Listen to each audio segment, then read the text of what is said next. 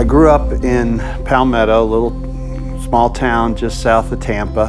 Hunted, fished, had fun, being outdoors all the time, playing football, doing a little bit of schoolwork. When I was 16, I worked as a plumber one summer, digging ditches, both to stay in shape and to make some money. But on the back of that shovel, I also learned that that's not what I wanted to do the rest of my life. Numbers were always sort of something I was good at. It was always the subject in school I excelled at. It was just an easy transition into accounting. When I went off to college, it was one subject that interested me. I'd never been exposed to business, so it challenged me. When I went into my first intermediate accounting course and about 60% of the students failed, I was really nervous about, could I really do this? Was I really up to the challenge? And I worked really hard and I did good in the class, and that was sort of my launching pad. I was really taken back because there was the Outstanding Accounting Student of the Year award, and I got it, and still makes me feel pretty proud today to get that award. It really does. I got a scholarship that really helped, but you look back and that was pretty special for me in my career at Florida State, because you don't know you have that in you until somebody recognizes it.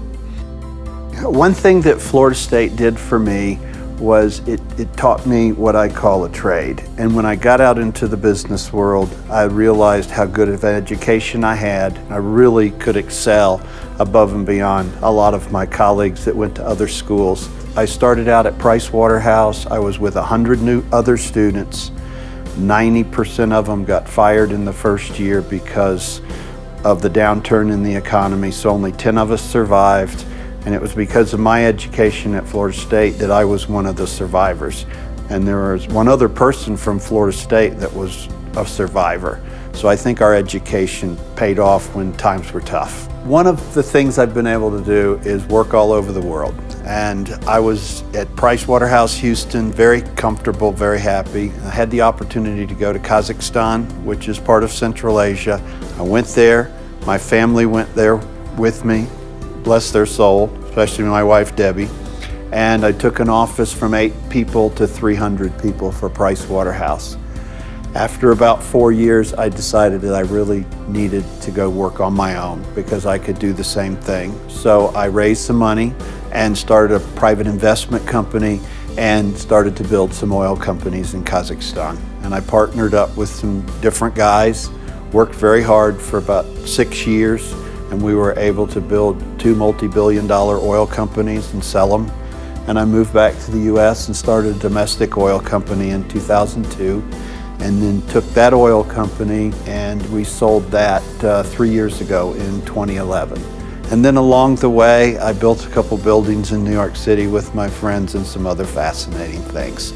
So that broad experience, I've been able to take on a lot of challenges professionally and do a lot of interesting things.